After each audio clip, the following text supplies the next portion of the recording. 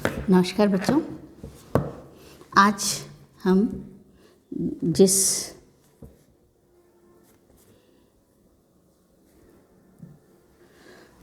के बारे में पढ़ेंगे वो है हमारा बेसिक इन ज्योग्राफी प्रैक्टिकल। ठीक है, भूगोल प्रायोगिक की परीक्षा के अंतर्गत जो मुख्य टर्म्स काम में आती हैं शुरुआत की क्लास में, उसके बारे में हम आज पढ़ेंगे। तो मेरा ये जो नोट्स है, मेरे ये नोट्स बता रहे हैं आपको कि पृथ्वी की आकृति एक ऐसे दीर्घवृत्त एलिप्स या गोलार्ध स्फेरॉइड के समान है जो ध्रुवों पर तो चपटा है परंतु भूमध्य रेखा के सहारे उभरा हुआ होता है। वर्तमान में किए गए परीक्षणों से ज्ञात हुआ है कि दक्षिण ध्रुव के पास चपटा होने के बजाय पृथ्वी में थोड़ा उभार देखा जाता है, जिसके कारण पृथ्वी की आकृति को पृथ्वी की भांति जियोइड कहा जाता है। मतलब ये एक संतरे की भांति है कि ऊपर से दबा हुआ, नीचे से दबा हुआ और साइड से इसके बल्ज निकले हुए हैं। तो इस आकृति को लघु गोलाब या कि ओब्लेट स्फेरॉइड या लघु अक्ष दीर्घवृत्त ओब्लेट एलिप्सॉइड भी कहते हैं। पृथ्वी में यह चपटापन उसके अपने कक्ष पर घूर्ण एवं उसके अद्भुत अपकेंद्रीय बल के कारण, कौन से बल के कारण? सेंट्रीफ्यूगल केंद्रीय बल के कारण है, क्योंकि वो अपने अक्षांश एक्सिस पे घूमती रहती है बराबर। तो ऊपर और नीचे आप कोई भी चीज़ अगर दबाव में घूमती रहेगी लगातार तो उसके ऊपर उत्तरी भाग और दक्षिणी भाग में कुछ दबाव पड़ेगा, ठीक है, के कारण। और जो गुरुत्व ग्रेविटी एवं घूर्ण के बलों में संतुलन बनाए रखने के लिए भी पृथ्वी की गोलीय आकृति को विकृत कर देता है। अब अपन बात करते हैं ग्रेट सर्कल की। किसकी बात कर रहे हैं अपन? ग्रेट सर्कल की। सर्कल में आप देखिए कि ये जो ग्रेट सर्कल की बात करते हैं हम, यदि गोलाब के केंद्र से गुजरने वाले तल द्वारा दो बराबर भागों में विभक्त किया जाए तो गोलाब एवं तल के प्रतिच्छेदन से एक ऐसा वृत्त बनता है जो गोलाब पर सबसे बड़ा होता है, जिसे बृहत वृत्त के नाम से जाना जाता है। अगर इंग्लिश में इसको समझने की कोशिश करेंगे तो हम ये, when a sphere is divided exactly in half by a plane passed through the centre, the intersection of the plane with the sphere is the largest circle that can be drawn on the sphere and is known as a great circle। वो एक circle अगर इस तरह से इसके बीच में से यूँ बनाया जाए तो ये जो सर्कल है सबसे बड़ा सर्कल होगा, ठीक है, समझ आया बच्चों? अक्षांश लैटिट्यूड। अब आते हैं, अगली टर्म है अक्षांश यानी कि लैटिट्यूड्स। ग्लोब पर किसी स्थान तथा भूमध्य रेखा के मध्य याम्योत्तर या ध्रुव वृत्त मेरिडियंस के चाप के अक्षों को में मापी गई कोणीय दूरी एंगुलर डिस्टेंस को उस स्थान का अक्षांश कहते हैं। ग्लोब के ऊपर है ना, अक्षांश रेखा पैरेलल्स समान अक्षांश वाले स्थानों को मिलाने वाली काल्पनिक रेखाएं हैं, जिन अर्थात भूमध्य रेखा से समदूरस्थ अक्षांश वाले स्थानों को मिलाने वाली काल्पनिक रेखाओं को अक्षांश रेखा कहते हैं। कैसे अक्षांश रेखा? कैसे? ये जैसे इस तरह से ये जो रेखाएं बनती हैं ये सब क्या करती हैं?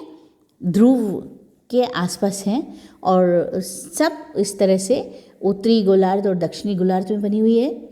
आप देखिए सेंटर वाली कौन सी है? ये अपनी है 0 डिग्री, फिर 23, 23.5, फिर उसके बाद में 66.5 डिग्री और फिर ऊपर जो है सीधे इसमें कौन सा आ जाएगा? 90 डिग्री।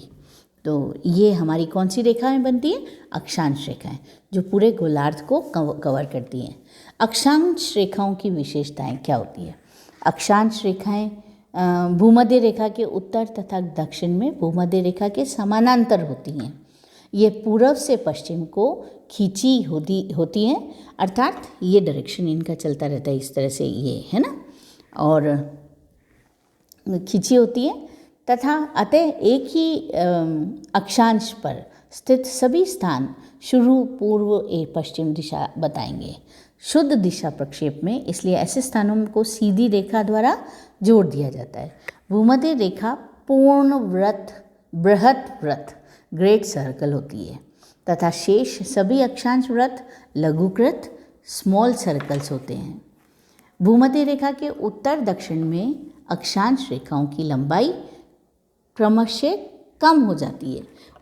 देखो ना आप, ऊपर जाते जाते छोटी हो जाती है, इधर नीचे छोटी होती है और भूमध्य रेखा पर सबसे बड़ा सर्कल बनता है ना, सबसे बड़ा सर्कल।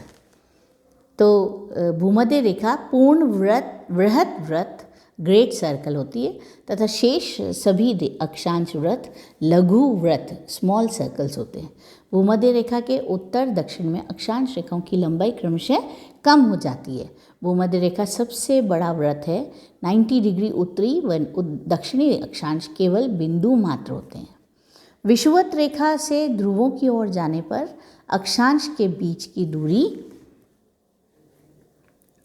जो है वो क्या हो जाती है, अक्षांश के बीच की दूरी बढ़ती जाती है। और भूमध्य रेखा भी एक अक्षांश वृत्त है जो दोनों ध्रुवों से समान दूरी पर स्थित होती है। भूमध्य रेखा तथा उत्तरी ध्रुव के मध्य ग्लोब का ऊपरी भाग, आधा भाग उत्तरी गोलार्ध और नीचे वाला जो होता है वो भूमध्य रेखा के दक्षिण में स्थित ग्लोब का दूसरा भाग क्या होता है, ये देखिए आप इस तरह से मान लो ये गोल है और ये भाग है, तो ये हमारा है उत्तरी भाग और ये दक्षिणी भाग। तो नॉर्दर्न हेमिस्फीयर ये हुआ हमारा, सॉरी अच्छी तरह से बना के, ये है हमारा उत्तरी भाग नॉर्दर्न हेमिस्फीयर और ये है दक्षिण हेमिस्फीयर, दक्षिणी गोलार्ध। ठीक है, अब आती है दूसरी रेखाएं, कौन सी, लॉन्गिट्यूड। लॉन्गिट्यूड रेखाएं क्या रहती हैं बच्चों, लॉन्गिट्यूड रेखाएं जो सीधी इस तरह इस डायरेक्शन में चलती हैं, है ना। तो ग्लोब पर प्रधान मध्याह्न रेखा तथा किसी दिए गए स्थान के मध्य स्थित अक्षांश वृत्त के छोटे चाप की अंशों में मापी गई कोणीय दूरी को उस स्थान का देशांतर रेखा कहते हैं। अर्थात किसी स्थान का देशांतर प्रदान याम्योत्तर तथा उस स्थान के अक्षांश वृत्त के बीच की कोणीय दूरी होती है। ठीक है, तो ये इस तरह की याम्योत्तर है, ये मेरिडियंस ऊपर से इस तरह से दिखती हैं बनी हुई, है ना। और इन दोनों को मिला करके जब इस तरह से सारी रेखाएं अगर हम ग्लोब पर मार्क करें इस तरह से, है ना, सॉरी